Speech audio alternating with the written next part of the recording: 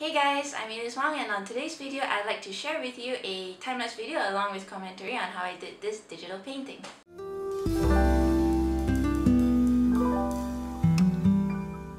One thing I really enjoy about creating your own world is that you start with a really rough idea, but the more time you spend with the painting, the more a story comes to mind.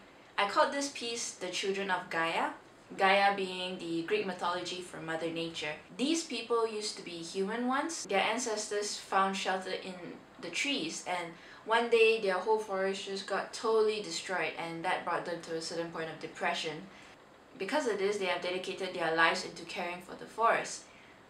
They drink the water from the first tree, which gives them certain powers and appearance. So they now have pale green skin and plant-like hair. And they have these tribal tattoos which help transfer the healing power from their pure heart to the plants, which makes them grow faster. So this is a picture depicting the two children from the ancient tribe, along with their family pet, which is a bison covered with shrubs. I really hope you find it helpful and interesting. Please enjoy.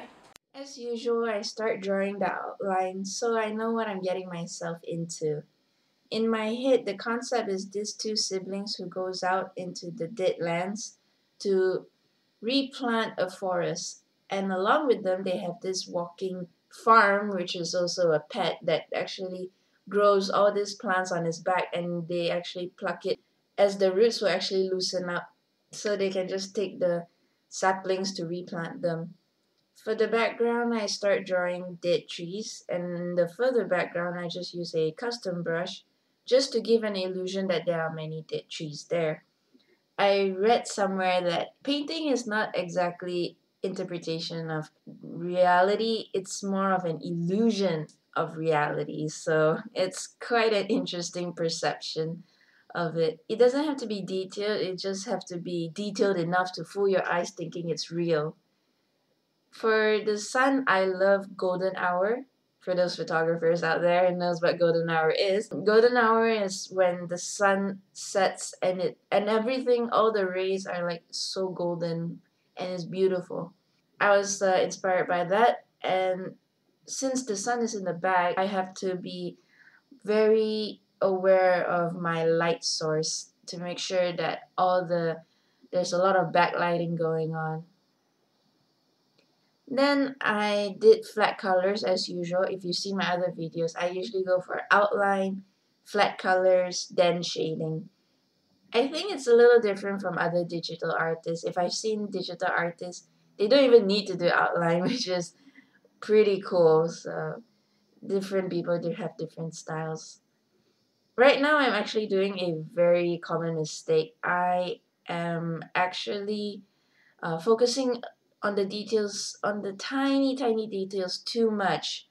I mean, if you look at my navigator on the top right hand corner, I am zooming in so much and I'm just focusing too much on the details over there. If I zoom out, you can't actually see what I've done. So it's a very common mistake among novice artists because they zoom in so much and they think it has to be detailed as well, and then we waste a lot of time and effort on it, but nobody will be able to see it in the finished results. So a lot of veteran artists, they don't pay attention to the tiny, tiny details. As a girl, she's a kid, so she won't be having any makeup, no eyeshadow, no super glossy lips. She's just a kid, so her face is going to be clean and simple, like any kid should be. For her hair, you can also see that there is a lot of details that are just not visible when I zoom out, and it's just pretty much a waste of time. So yeah, be careful. It's very tempting to be detailed. Then I start shading the body. My light source is in the back, so there's going to be like an outline, a nice rim of light in the back of her figure. And I had to redo the hand because I didn't like it. But what I love about humans, drawing humans, is that you can actually use your own body as reference. So as I was drawing her hand, I'm actually a left-handed, so I can actually just look at my right hand as I was drawing it down. I just use my own hand as reference. Her dress is made out of flower petals, so I didn't know what the texture would be, so I just picked one out of my brush collection and just experiment with it and see what goes. So at first it looked kind of weird, but I made it work, so it was quite interesting. And as usual, again, because lighting is so important, I can't stress that enough. It's just, it can really make or break a painting, you know? So always be aware where your source of light is coming from. She's like touching the ground, like, you know, when you plant, you always tend to push the ground a little to make sure, yeah, the plant is firmly in place.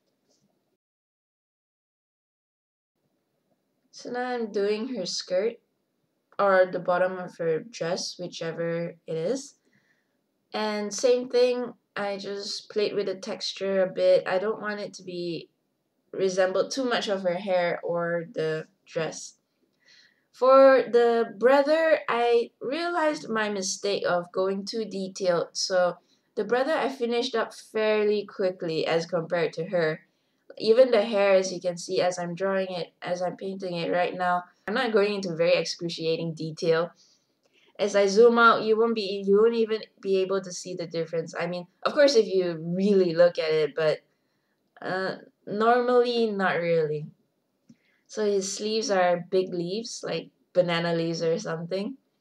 As for the his shirt or slight armor, it reminded me of uh, the olden days where they used paper, layers of thick paper as armor. For the pants, I wanted to do something like a little trumpet thing going on, so I thought of a pitcher plant. But I thought yellow was a bit weird. So yeah. For the hands, I just wanted to look like he was stretched out to pick out for something. And the other arm, he's supporting himself against the bison. And I did this tattoo. It's kind of like their source of power. When they start healing plants, their tattoo will start to light up. As for the bison, I wanted him to look like he was like bursting with vegetation on him. So his whole body is going to be covered with vegetation. For me, I was like thinking his body is not made out of plants. His coat, more likely, his coat has a layer of soil which the plants actually take advantage, and it actually grows on him. They don't suck the nutrition from him, but it's just like a moving home. So as the boy picks out the plant, the roots will actually loosen because they know that these children are actually giving them a new home. So nobody gets hurt in a way.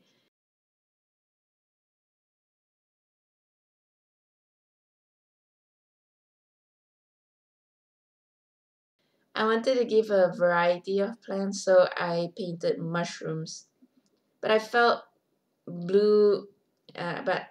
orange was better as a better choice of color. Now I'm drawing all the trees and the saplings and all the baby plants that are growing on its back. And I tried to make it look as crowded as possible, but at the same time, I didn't want to draw attention away from the plant that the boy was plucking. So I did not draw as many plants where the boy was actually plucking the little plant. And I added some grass up there. Yeah.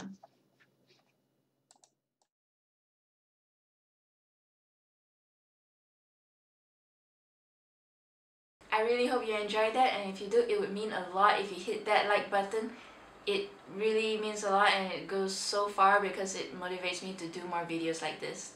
If you're new to my channel, I would love for you to subscribe, and if you'd like to keep up to date with my photos and paintings, you can follow me on the following sites which are linked down below in the video description. We are Facebook, Google+, Deviantart, and Blogspot. That's all for today. I'll see you guys in the next video. Stay cool. Love you.